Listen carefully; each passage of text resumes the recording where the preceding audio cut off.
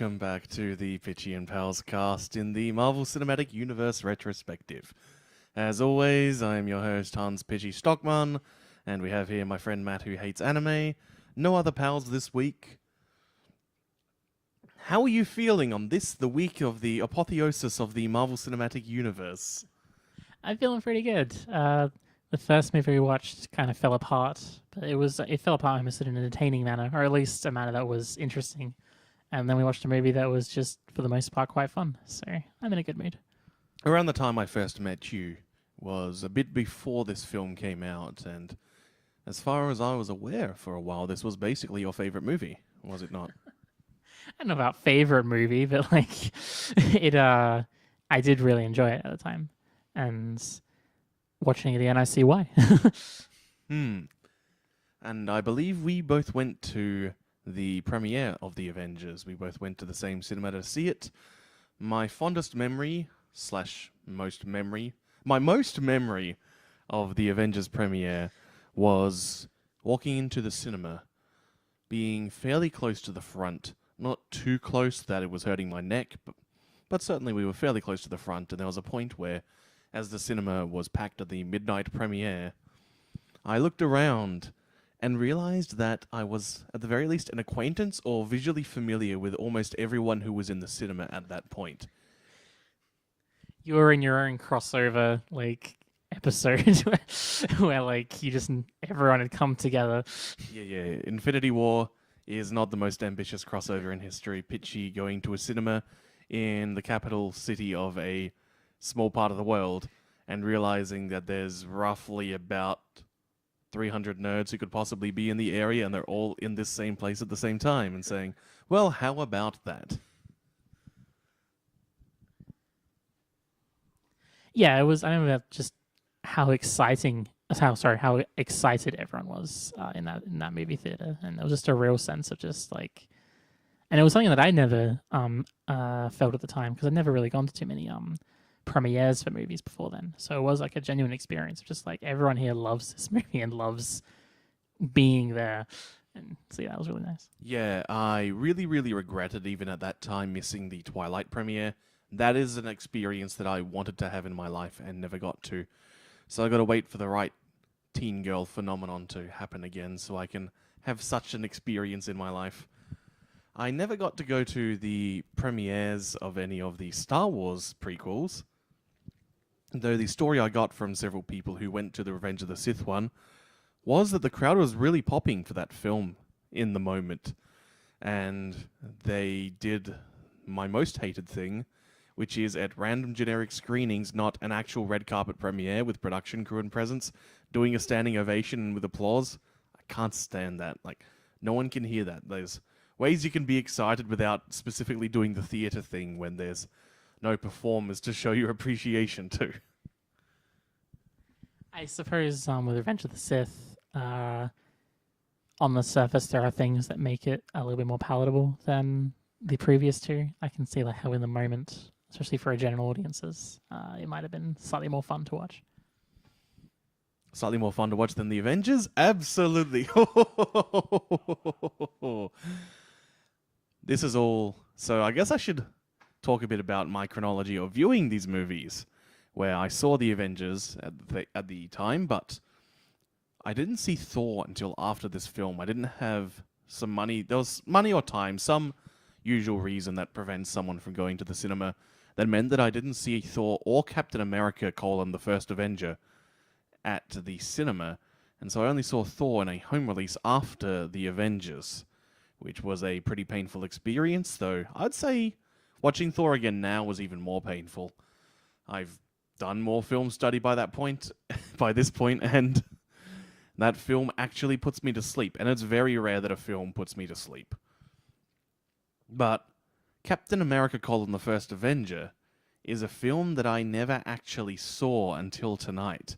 Anytime that it popped up in discussions in my social life, I was basically able to bluster my way through mastery of the discourse TM. So my takes tonight are probably going to be pretty cold ones, but nevertheless, they're valuable to have looking back because all the problems that you probably noticed on that first viewing are absolutely still there 6 years later. 7 years even. I mean, I what I thought of the movie ended up being reinforced watching it again, but I did kind of forget just how badly it fell apart. I remember it mostly being bored in the second half of the film, but I forgot just how badly it really does.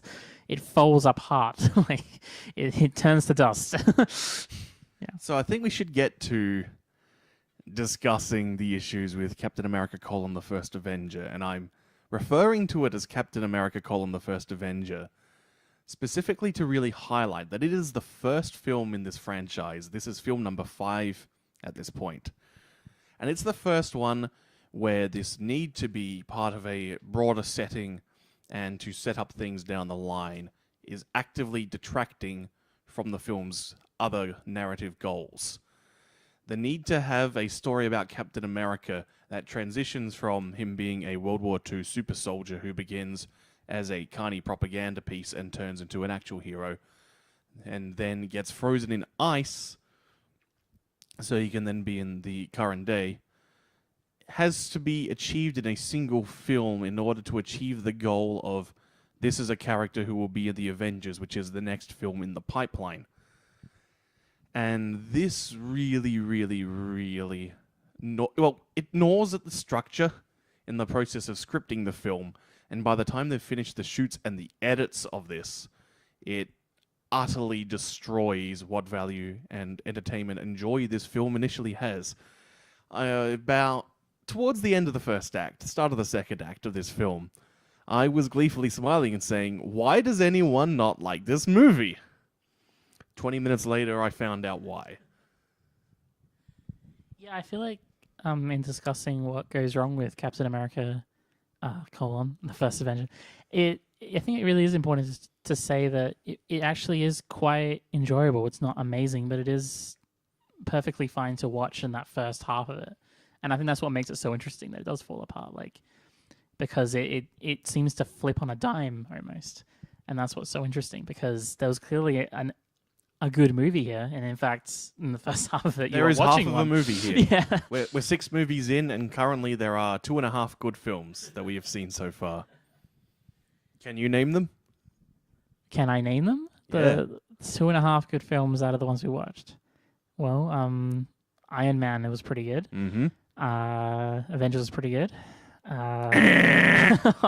It's Iron Man 1 and 2. Oh, okay, I'm gonna go 3.5 then out of 6. Yeah, I'm foreshadowing something there. I was watching something the other day where there was a truck that drove by with the word foreshadowing on it when something was being foreshadowed. All right, I remember now. It was an episode of Xavier Renegade Angel. Hey, an Adult Swim show that is very Adult Swim. Anyway. So Captain America is a film directed by Joe Johnston, who directed such classics as Honey, I Shrunk the Kids and The Rocketeer, and a big bunch of other things. I should probably dig up the general Wikipedia entry on him. But the key thing is that he entered the director role through years of experience being a technical hand and an artist for Industrial Light and Magic. He was with the company from day one, a core staff. So this led to an interesting contrast when I was listening to the director's commentaries for both of these films, as the Joss Whedon one was just Joss Whedon talking about the movie by himself, comments about some of the scripting process for the film, as well as general trivia about shoots, whereas the Joe Johnston one, he actually had his cinematographer and lead artist with him, and they spent a lot of the time talking about real technical aspects and really, really putting over the sheer amount of effort and craftsmanship that goes into making a big budget movie in Hollywood. Like, there's an action scene at the end of the first act where it's the first real action scene after Captain America has gotten his steroids. And it's this elaborate car chase through New York where the way that they produced it is they had several blocks blocked out of real city for a location shoot, in order to make sure that there were no accidental shots of other streets which would impact the viewing. Any time that there's roads in between blocks, because it was several blocks that they had access to, there's matte paintings covering up those sections of the street the way that they shot the sequence using the space they had means that if you're really paying attention, you can see them going past the same buildings multiple times, like a Hanna-Barbera rotating background. There's some digital touch-ups. There's some green screen behind certain cars in various shots. There is this ludicrous amount of production that you have to do in order to achieve the thing. And what's most notable at all is that it's not shot in New York. The New York scene is in Manchester, with brief shots in Northern Hollywood and Liverpool.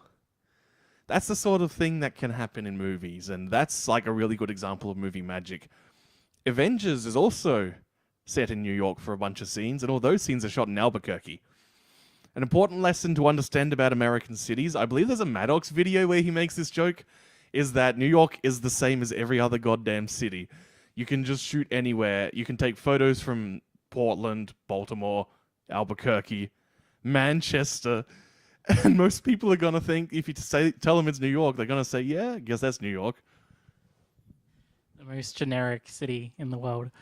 No, it's also movie magic in service to a good scene as well, which is always nice. A lot of times you'll hear these stories of like painstaking work that people had to do to make an action scene happen, especially with a big budget Hollywood movie, and it's like you think, oh god, and it was in service to this crap. But that car chase scene in particular was actually quite fun. I really like the idea that that Steve was struggling with his like newfound strength and speed, and you see him like literally like losing control of himself as he's like running around.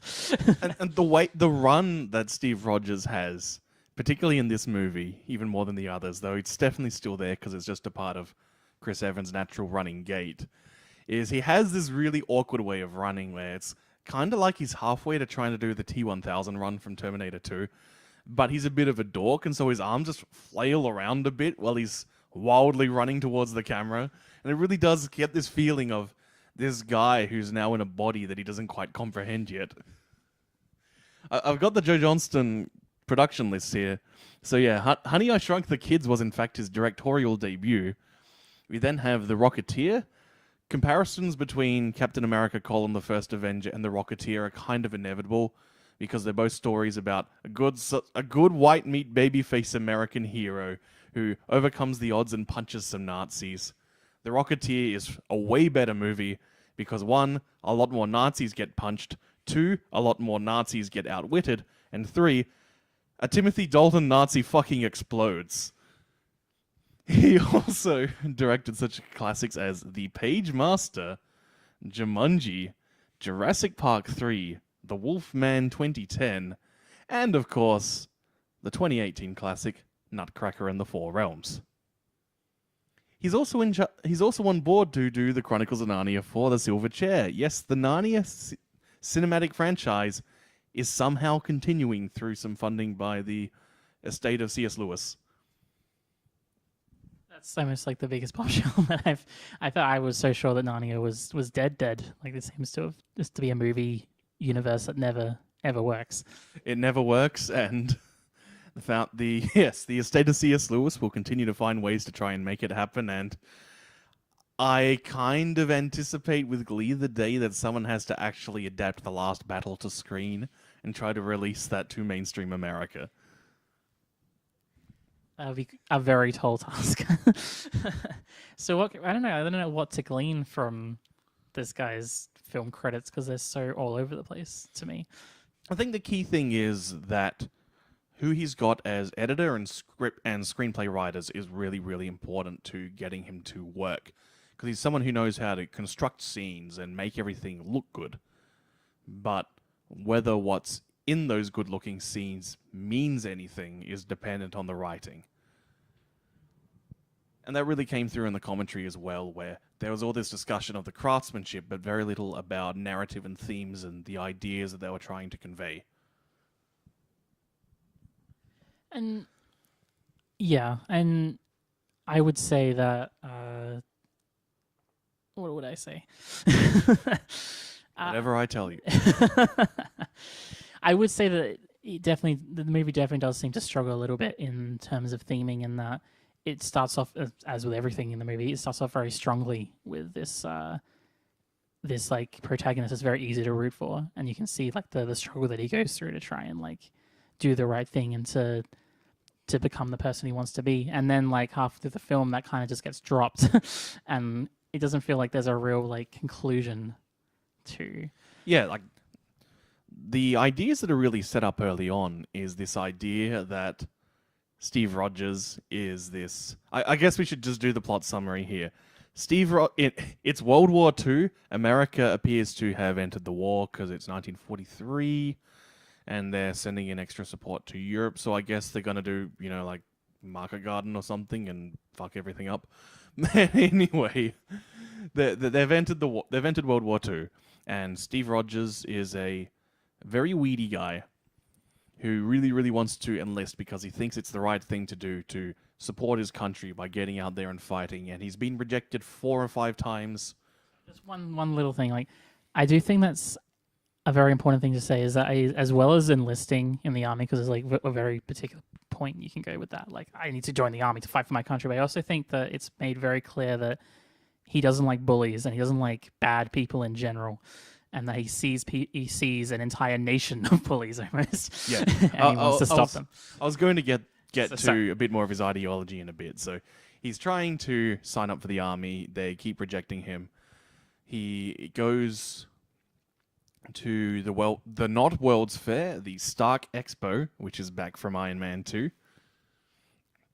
And he tries to slink off to join the army again, but he then encounters a scientist who runs a little personality test on him, basically, and says, okay, I'm going to bring you into this program, which, as Tommy Lee Jones, as a very deadpan, straight-laced military man, says, this is a project to make the greatest super soldiers in the armed forces. I cannot do his delivery of that line justice, because it's marvelous. And he... And through the course of the training process there, it's really just another series of personality tests where you see that everyone else is doing soldier things, whereas Steve Rogers is someone who's willing to put his life on the line to the limit to help others, as well as stand up to bullies. He has this very strong moral code, and that's what the scientists want because they've made steroids.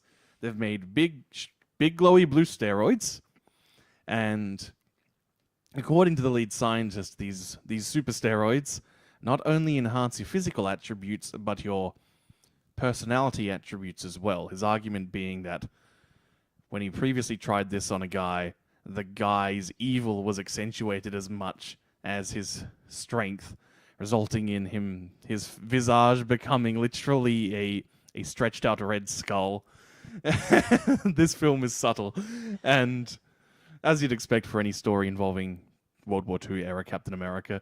And so Steve Rogers gets the steroids. There's some attacks. The scientist is killed there. But he manages to stop that Nazi from getting away. But then there's some concern about someone who's not actually a trained soldier yet being sent out there, even if he's pumped full of the best steroids ever invented in history. And then he gets recruited by the government to go around basically being a touring carny propagandist.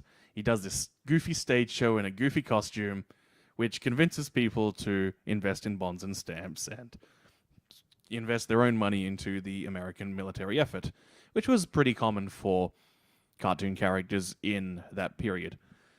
So from there, he gets sent to entertain the troops who are actually posted in Europe, and then discovers that his buddy Bucky and a bunch of people have been kidnapped in the process of trying to break into a super secret Nazi super scientist facility. By the way, there's super secret Nazis, super scientists, who call themselves Hydra because Marvel likes to have Nazis without actually discussing Nazism.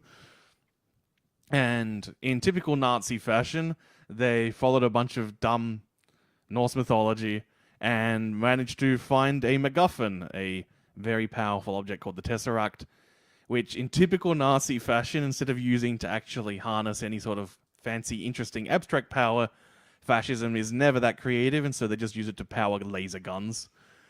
And so Captain America breaks into the Nazi research facility, busts out everyone.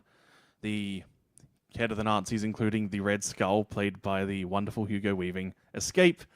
They then pursue this Hydra group through various montages, and then find that they're gonna put a bunch of laser guns on some planes and attack America, which is then thwarted, and then Captain America has to crash the big plane that Hugo Weaving made into the Arctic so it doesn't attack New York. The end. He wakes up in the present day. If it sounds like this was going somewhere and then cut off very abruptly, welcome to Captain America: the First Avenger. It's so sad. It falls apart. Like, there's so many interesting ways it could have gone, I think, around that halfway point. And it's, to me, the point where it really starts to fail is the exact point when he rescues the 107th, I believe it is, military division, and is like his best friend, and there's a Red Skull reveal. And at that point, the movie is doing really, really well. You've established who Steve Rogers is and what his personality is, what his goals are. You've established your villains, and now you've had your hero and villain meet, and it's all going. Everything is firing pretty well. And then right after that scene is over, that's when the movie it goes into doing montages, and everything just falls apart. Now, here's the key thing.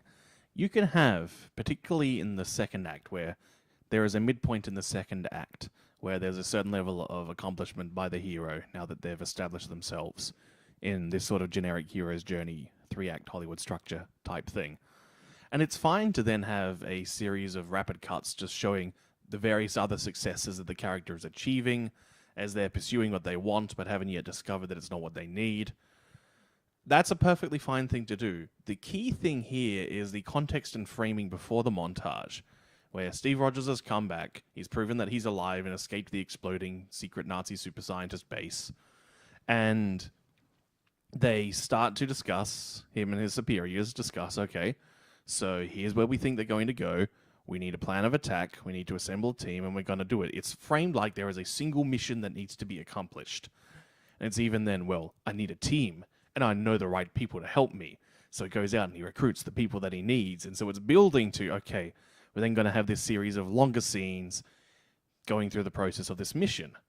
But then it doesn't. It's just, okay, we got the team, and then it starts the montage. Like, you don't have even, like, a sort of phrasing like, and let's go, and then you see rapid cuts. No, it's just suddenly, you're just cutting from Captain America in a forest, to Captain America in a tundra, to in the middle of a ruined city, to a different ruined city, to a base, to back to the tundra.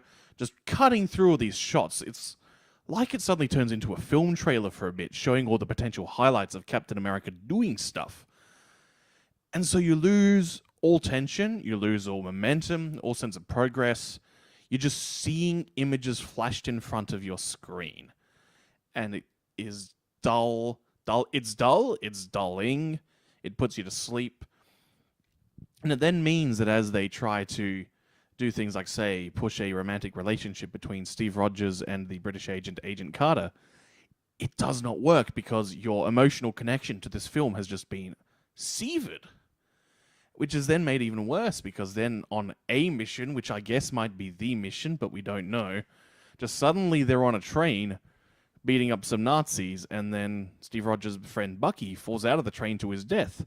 And there's no impact to this. There's no tension here. It's just, oh, you're gone now, bye. Oh, I guess we're a bit sad, but no time for that. The climax is coming.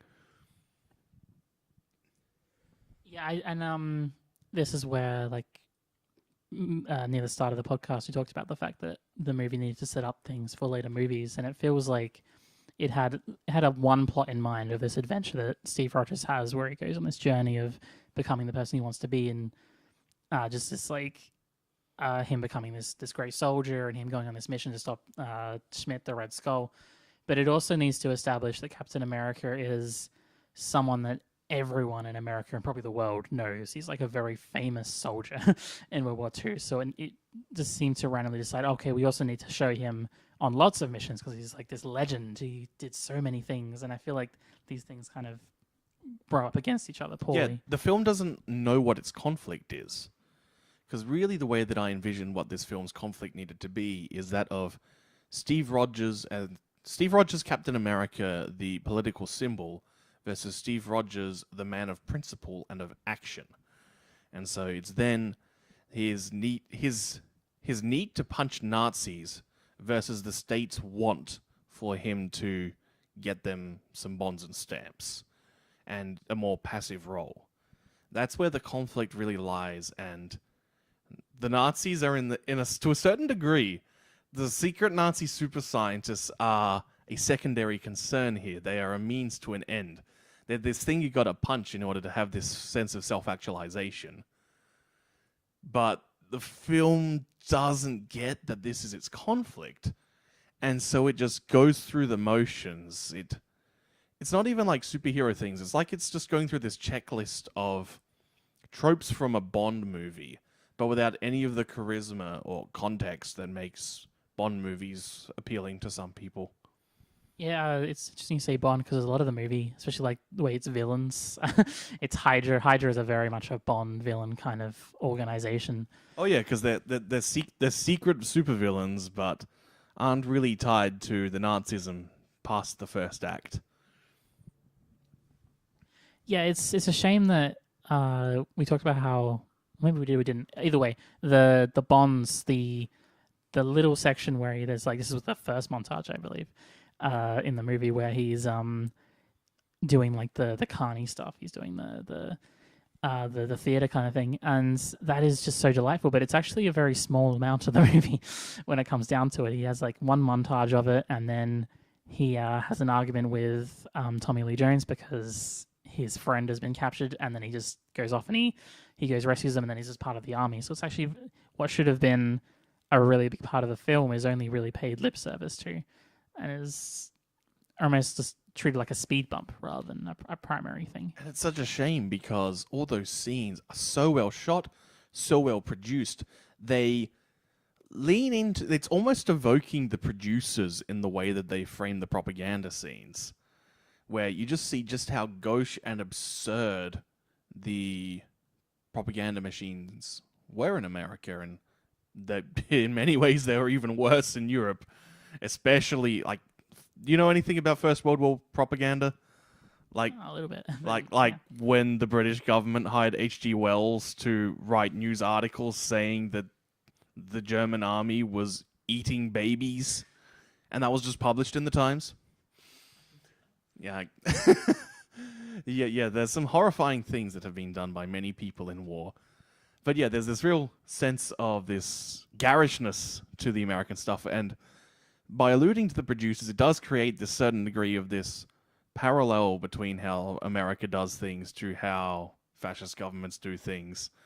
And that is something that has interesting ideas, especially if your conflict is about Steve Rogers being an agent who helps the people rather than the state, who actualizes through punching Nazis rather than being a government mouthpiece. But again, the film doesn't really understand that this is what it's going to be doing. So we just get these amazing bits of world building, which are really evocative of some of the best world building in The Rocketeer. But then whereas in The Rocketeer, you then have this great setup and payoff where there's this improvised solution to a gas leak in the jetpack, which results in him using gum, which is then paid off at the climax by him actually giving his jetpack to the villain and then finding a way to rig it so the chewing gum will fall off and make Timothy Dalton as a Nazi fucking explode, which is awesome because Nazis should be punched and exploded. And it's also a shame because it could have been such an interesting thing going forward for Steve Rogers, in that if he in this movie he's constantly battling to be that hero he wants to be versus the mouthpiece and the piece of theater that the American government wants him to be. So you can imagine if he's like constantly fighting and rubbing up against that in this movie, suddenly in, I guess the next movie will be Avengers, he has a chance now in a different world and different time, and now he can be the hero that he would always want to be. And he would be fighting an alien. Yeah, it would better inform his actions throughout later movies, especially by the time he hits things like, say, Civil War. Yeah, because it would show like it would give him a reason, even more of a reason to distrust someone like Shield and Nick Fury, and as you say, yeah, going even further from that, why he would take the stance he does in Civil War. But alas, that was not to be. Instead, we have weird, messy movie. We get half a movie, and then you can just turn it off because there's nothing of value to be gained. I will say that in comparison to Thor, where that was a case of that film, that there is a similarity here where they both kind of have first acts and then no rest of the movie. But this definitely has the first half of a second act. But unlike Thor, this doesn't put me to sleep. There is at least enough creativity in the visuals, as well as this sheer confusion. Like, it's genuinely perplexing to watch this film and see it just crap the bed and forget how movies work.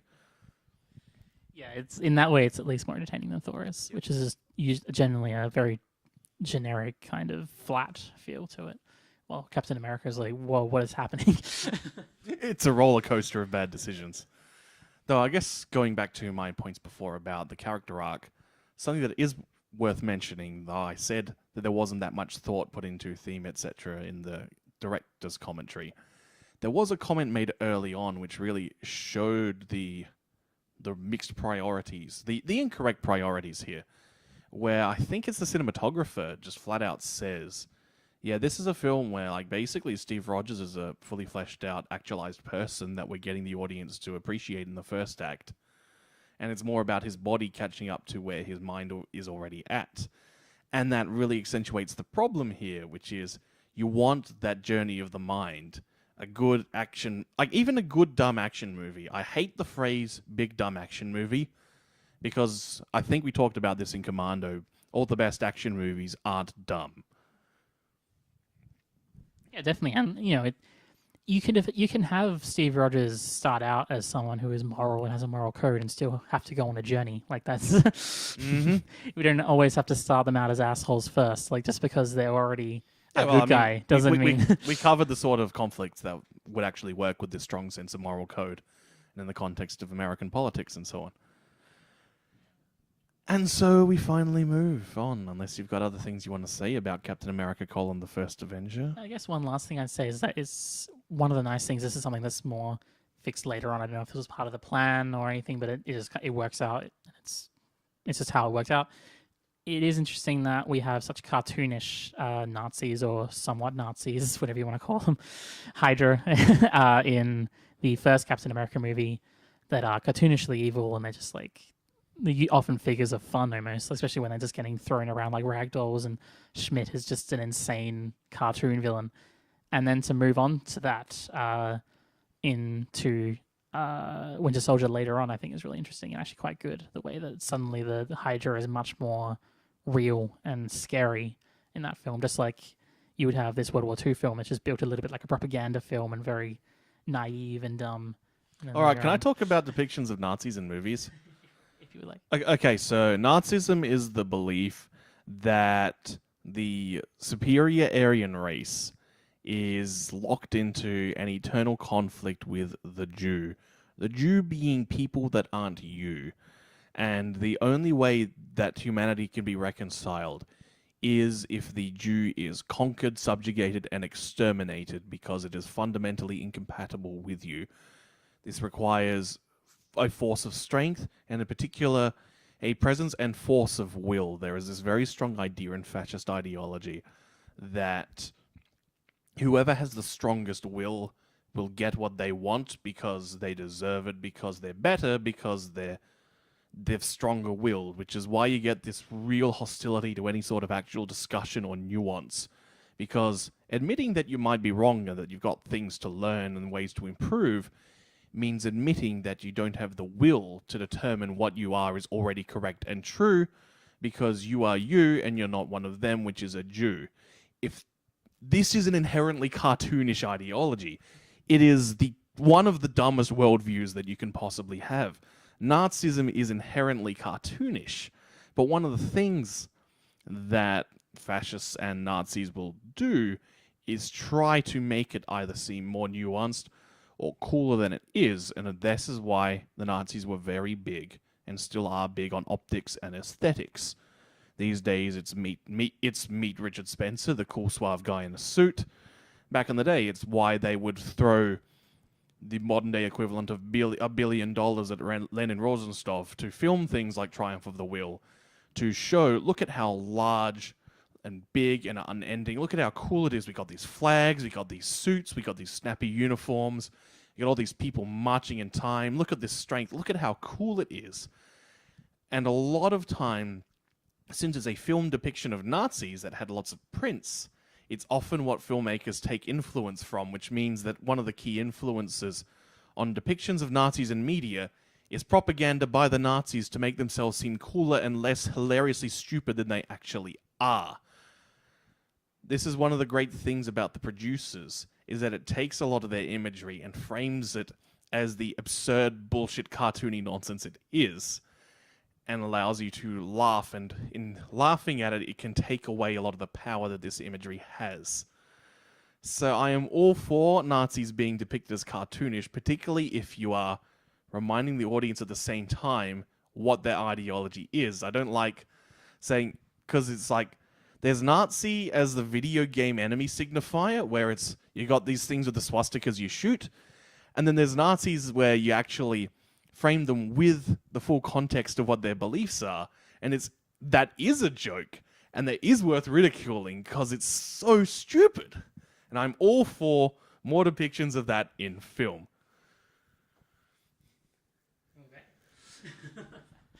Yeah, I can see that.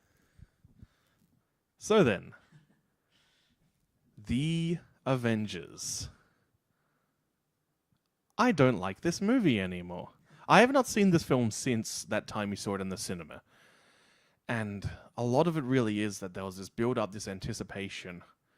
Something that I'm noticing as we're watching these films in these sequences like this is it's 3 weeks in and we've already seen 6 movies.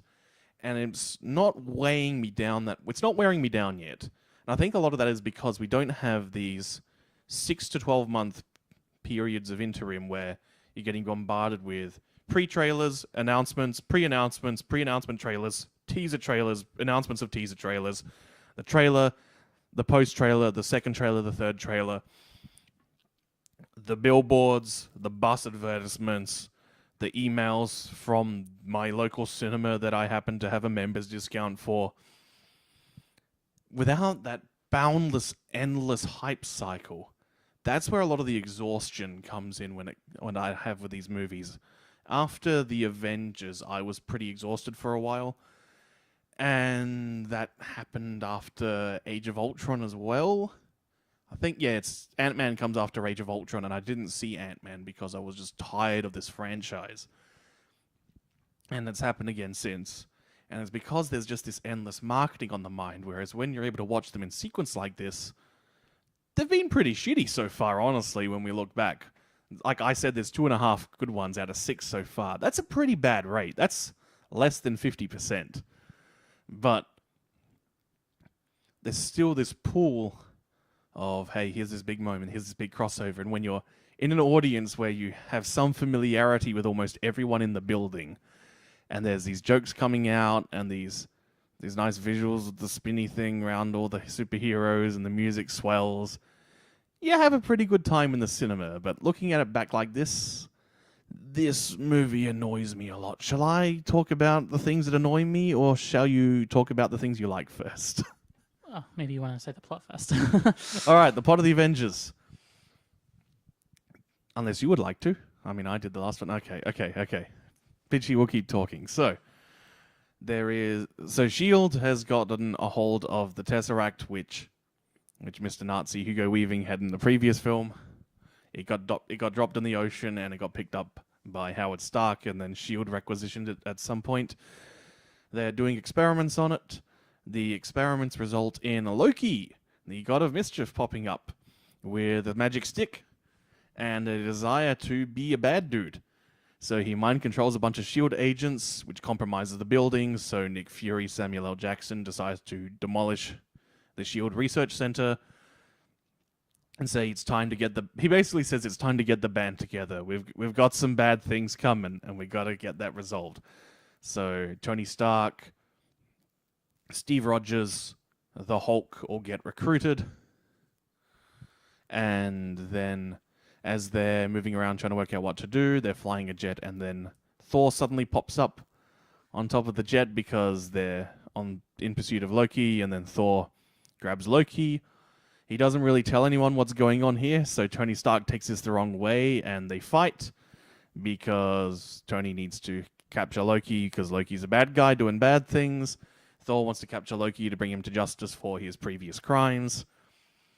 They fight a bunch, and it's cool because the characters are fighting, and they've framed it at least in such a way that you don't have like this really awkward conversation, and then later on they get mad at each other and fight. It's no, like they both assume each other is a threat and also inhibiting their goals, so they kind of just get into this fight in the heat of the moment, which is neat. And Steve Rogers pops up there and deflects some lightning with his vibranium shield, which is cool. Then they all go on to S.H.I.E.L.D's big helicarrier, which is a flying aircraft carrier powered by super science. And they talk around a table a bunch, and Joss Whedon really hated trying to block the shooting when people are around a big table like that. It's very awkward to make it visually interesting, which is why there's things like Tony Stark keeps walking around places, just so there's different perspectives to take and something happening. Then they've captured Loki, and he's on the helicarrier, and he's using his stick, which, spoilers for like 5 movies' time, contains the Mind Stone, the power to manipulate people's minds. So he's intentionally making everyone particularly angry at each other, so they distract each other by fighting each other a bunch, while he then gets some agents on board to wreak havoc. This is really all to buy time, because he mind-controlled a scientist from Thor who no one cares about and is never seen again, so whatever, to make a big blue laser, which will be shot up in New York City atop using the power from Tony Stark's fancy new building and reactor, to shoot a big blue laser in the sky, which will open a portal to space, where some space aliens are going to come through and do a big invasion. So that starts to happen.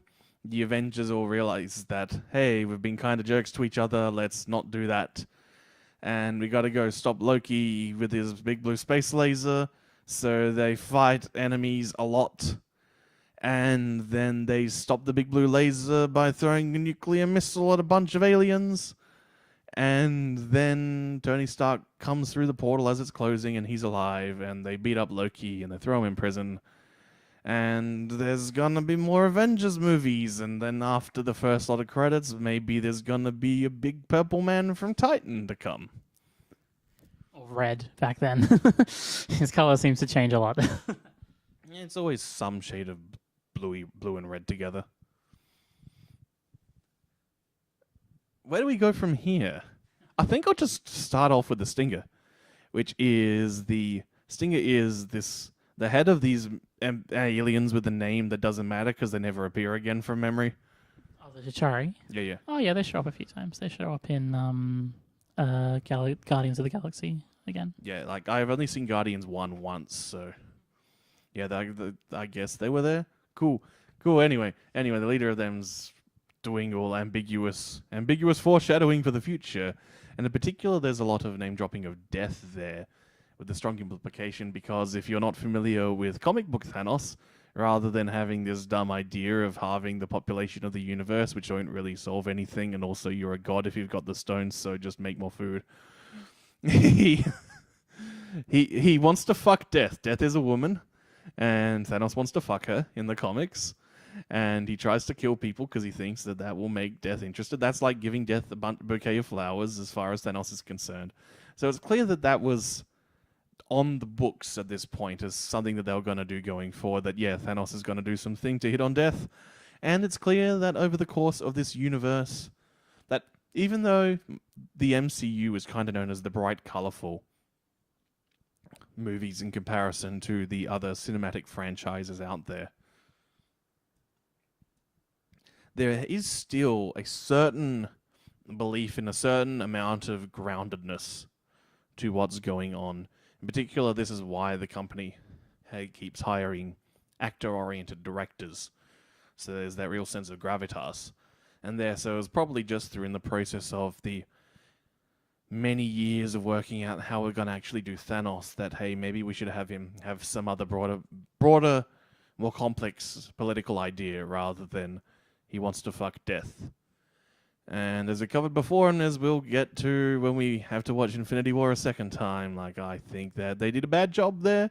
But hey, like, it's clear that there have been many iterations of what we're going to do with this character in the future. And the goal at this point was get the band together, see how the movie does. And the answer to how the movie does is $1 billion at the box office. So we're going to keep going.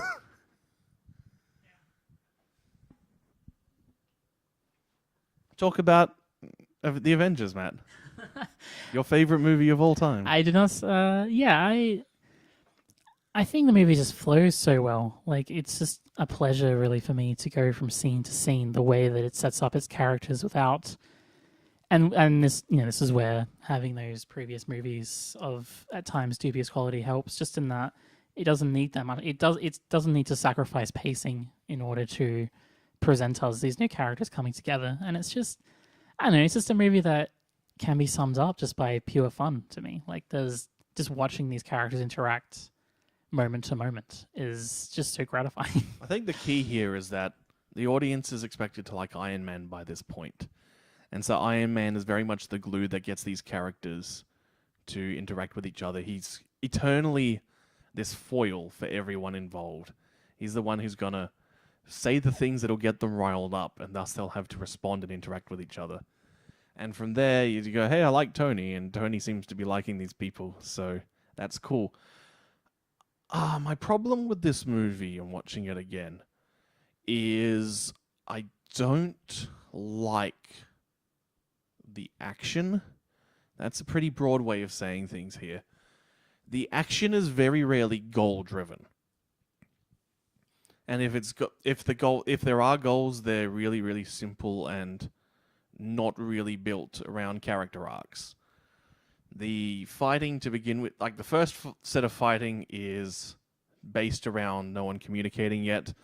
And so it's just a case of waiting for them to say, hey, wait, we've all got the same goal, let's stop. And that's the tension of waiting for the fight to be over, not waiting for someone to win a fight. And I don't think that's very good for actually making you give a shit about what's happening in a fight. The second lot of fighting is, oh no, we've got to stop these people attacking Loki, but everyone is so split off from far away from each other, and they've all got their own micro goals going on here. Tony and Steve are trying to fix a propeller in the helicarrier. Black Widow is trying to escape from the Hulk. Thor is also fighting the Hulk and also trying to attack Loki. They're all split off in such a way that it doesn't really feel this cohesion of we gotta protect the cell that Loki's in isn't quite there to really have that tension. So the first time you watch it, you don't know where things are going, and so it's okay, I'm down with these little micro goals. But a second time when you know that that's where it's going, it led to this frustration of just get on with it. And then the big fight in New York where there's the big blue laser and all the aliens are going on, we get this clear-cut goal of stop the big blue laser. But so much of the action isn't built around this tension of get to the building and stop the big blue laser. It's, we've got to stop and kill 1 billion grunts. And we've got to have like the big spinning camera around the group all together for the first time in action. And then the directions he gives is to just kind of stall for time and kill more grunts. They just go back to killing grunts. It's not, find Loki, stop him from calling in grunts, stop the big blue laser. How do we stop the big blue laser? It's, they're just milling around, and then someone almost stumbles into going, oh, maybe we need the stick to stop the big blue laser. And so it's just so aimless, and so I'm just thinking, get on with it. There's a movie with a get on with it gag here that I want to bring up, but you haven't seen it, so there's no point. If I just say get on with it, some people will know what I'm talking about. And so it's just, move, get moving, do things. I feel like you could cut out like 35 minutes of this movie and I'd like it more. So it just left me exhausting, and it's like, okay, now I'm starting to feel a bit of Marvel fatigue at the end of tonight because of the way this movie was doing things. But you didn't feel that, so that's cool. Yeah, I mean, yeah. I mean, I think there's like a context here of like movies, when you make a movie, usually you make it for the first time someone watches it. Same way you make a game for the first time they play it. Like, Oh, these movies are all about that first time watch. Just get those butts in the seats. yeah. And, you know, like,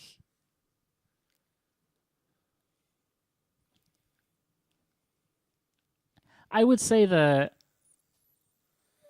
No, I don't know what I'm saying. Okay, I'll say something here. Like, these are entertainment products produced for a mass audience in order for them to purchase tickets at the box office to see in the cinema. And this one really, really accentuated that aspect of these movies to me. Because it's like, it's doing these things to dizzle and dazzle and rizzle and razzle in these spectacularly incredibly complex shoots. Particularly impressive since, from memory, this is the last one recorded on actual film, which is itself a bit of a jerk when it comes to post-production. The original plan was for this to be shot in 3D, which shows a sign of the times.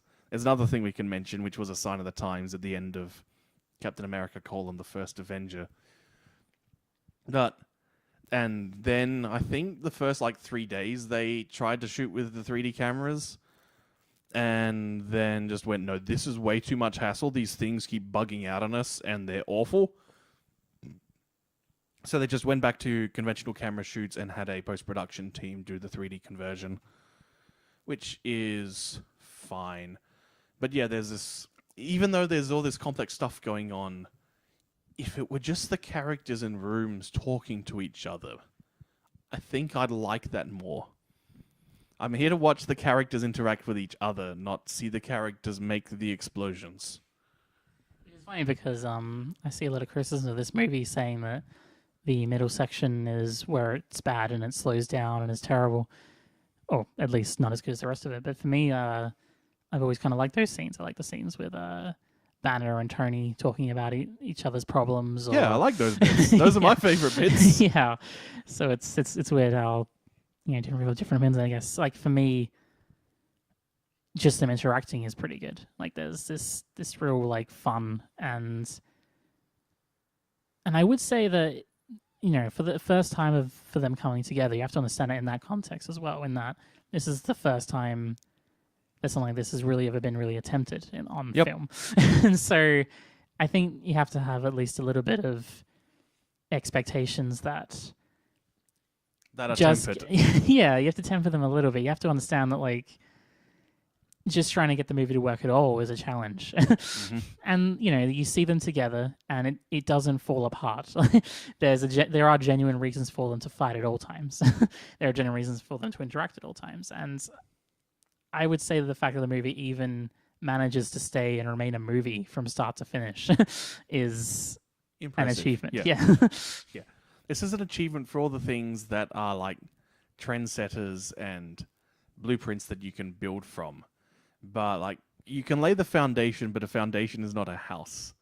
And so when you look back at this, as we're doing in sequence and wanting to just enjoy movies, it's then no longer a movie I can enjoy that much because it's not a house that I can sit in and get comfortable. I wonder whether something I often think about is the difference between the MCU and a TV show, and whether you would aim the same criticisms at a TV show episode for not being complete without other episodes. TV's this interesting thing, because a good TV show, each episode is a story, which is in turn a component of a greater story. And the best TV shows, individual episodes do work. And of course, there is the difference between something which is specifically, it's the chapters of a broader story, which are geared in a way to keep you watching each week, so you can see the complete story unfold, versus here's a bunch of vignettes with these characters. Like a police procedural is a classic example. Watching, let's say, you watch Gal Gadot every week to see the super scientists stop the technology monsters with their robots. And you're there to watch the characters interact and solve a problem each week, and that's really, really fun. But either way, whether it's procedural or serialized, this is essentially what the difference you're talking about. Either way, even if something it's obvious when something is serialized that one episode is not going to be complete. But even with episodic or procedural, one procedural episode is never going to tell the full story of a police procedural or a of a Power Ranger type thing. Like you still need all the episodes to get that full experience. Because like in that case, it's like, well, what about this kind of a story? No one with these talks people about or this- individual episodes of Game of Thrones. yeah, definitely with the Game of Thrones. So it's like But it's just, but the Avengers is not an episode of Game of Thrones. It is its own complete story, and I find that story wanting in retrospect. And this is part of why I wanted to do this journey, was to see which ones elicit certain reactions from me. And I wasn't expecting to be this down on the Avengers. I was expecting to be down a bit because it's Joss Whedon, and guy groomed women for sex and abused his positions of power and authority that you get when you're on a movie shoot, because movie shoots are very complex and difficult and often involve a lot of people who are somewhat inexperienced getting told what to do, because if you don't have people taking an authoritative voice, then nothing gets done, it all falls apart, and people can use that to abuse their position and get things that they want from people which they shouldn't be demanding. And it's hard to have a level of respect for Joss Whedon in this industry when he was one to do those things. Especially when it's like, hey, here's our scene to introduce the Black Widow, and she's tied up to a chair. It's I guess it's a step up from the butt shot from Iron Man 2. yeah. I mean, to be fair, she's in that position because she wanted to be, and because she I was mean, getting information. that's using a lot. You're using an in-universe justification for a directorial decision. Well, I would say And that there's better okay, things but- that could have been done with the framing there. Sure, but I don't know. I would still argue that she is in the position of power there. They just don't realize that, and so there's some subversion going on. I'll hook you up some criticisms of Whedon's framing in these sorts of scenes later. Like, it's late and I don't want to be having the long talks about Whedon's work. Like, I feel like that can be saved for a time if we do a Buffy retrospective or something. I probably will never get to do that. Unless you want that, send a comment in the chat. In the comments. What else do you like about the Avengers? I think Loki is a really fun villain. Yeah, I'm agreeing here. I love the fact that he is a villain that manages to stay threatening and stay a viable villain, in that you're worried about what he's going to do, or at least maybe not like tense or stressed, but you understand that he is a threat throughout the entire movie, even though he is getting bopped every other second by someone, either physically or in some other way, like outwitted, say like when Black Widow outwits him in the helicarrier scene. Like he's always getting shown up in some way, even not just by like quote unquote powerful characters, like say your mainline Avengers, but even just like random agents like Coulson getting like one-ups on him. Yeah, he is the Ric Flair at this point, where he could just sell for days and somehow still get you to want to see him get punched a bit more. It's real credit to Tom Zenk. Tom Zenk is that his name? Tom Hiddleston. Hemerson. Okay, Tom Hemerson is Loki. I don't know where I'm getting Zenk from. It's a cool name. I want a character named Tom Zenk. That's cool. Where am I getting that name from? Answer in the comments. It's late. It's late and I've been pretty working this week. So, the thing is, Loki in the Thor movie is incredibly boring and uninteresting. Except for a couple of moments towards the end that we didn't really discuss of the Thor movie.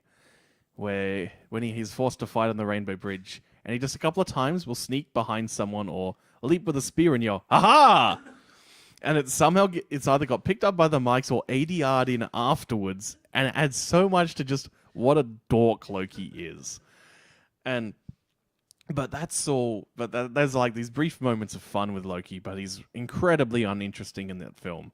But here he's got a better crew to work with. He's got, yes, a better director to work with. And he has to step it up as the lead villain, and you really get to see this wide variety of emotions and ways. Like his acting in conjunction with the camera at various points is genuinely threatening and imposing and intimidating, and you go, "Whoa, this guy is scary and mean and nasty."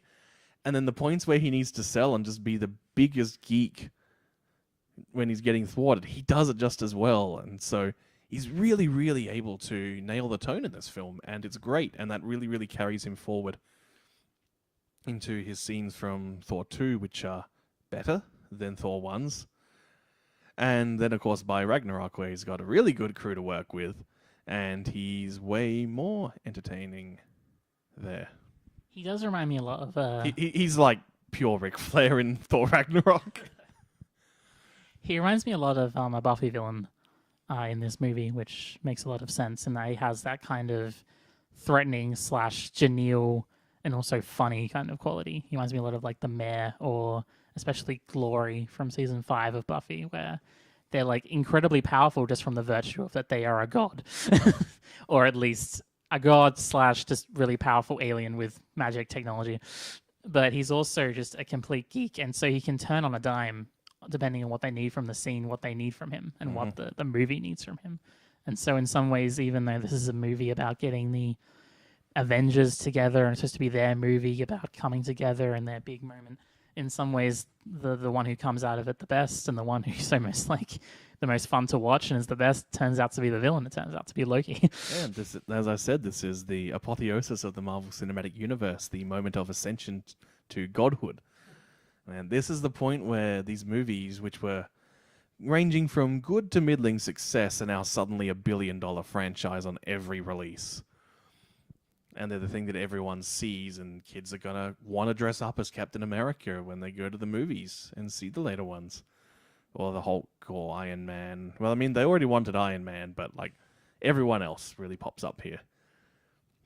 And so it is for its villains as well. It all comes together. It all came together. For some, it still comes together, but certainly it came together and allowed some of the greater achievements as we move into Phase 2, as they keep foreshadowing throughout this movie that there is a S.H.I.E.L.D. Phase 2. So there too, there is the MCU Phase 2, and that's where the great movies start to appear for me. And it's also the phase where everyone gets their hand cut off. Everyone loses a limb in the next few movies we're going to watch. Does Tony lose one? No, the main villain loses one. Remember? Yes. yeah. Bootleg Mandarin. Yes, bootleg Mandarin, but really fun Mandarin. Yeah, yes, better than Mandarin. Like, way better than having just the actual Mandarin. Oh no, evil Chinaman. What do? So yeah, maybe it hasn't aged perfectly, but I'm happy that it exists because it means that all these other great movies. I'm really excited actually about most of the movies that are coming out. This movie now. had to exist in order for anything else to happen. And I guess I can respect it for that. You got other things you want to say here? No, I think I'm done. I think, I think we both got what we wanted across, and we all got what we wanted tonight, and that's what really counts. All right, we'll see you. Oh no, a couple of points of order first.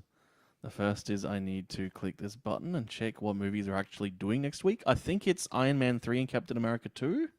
I would believe that as well. Let's check Marvel Cinematic Universe. Boop, boop, boop, boop, boop, boop, boop. Oh no, it's a repeat of last week. Iron Man 3 and Thor 2. Thor 2. We have to get through one more. Yes. One more not so great movie. Yeah, and then the week after that, we get to watch Guardians of the Galaxy and The Winter Soldier. So that's gonna be a good week. That'll be me being happy for the most part, which is not what you want, I'm sure. You, the audience, as always, give your thoughts in the comments. I appreciate feedback. Don't be scared if you see the moderation thing. That's a preemptive thing for whenever I finish other content. Because screw free speech. I hate it. If you dislike the fact he hates free speech, use your free speech to comment in. Please send me a comment and also several death threats. And please dox me while you're there. That seems like a good considerate action to take. So, yeah, that is it for this week, except for the list. The list. Where does Captain America: the First Avenger go? Where is Thor? Thor was, unfortunately, I don't have the right copy of the list on me, Shit. Okay. but it was somewhere around Gundam and House, I think. Okay. Let me think. That would have been easy, but now I'll do it the hard way.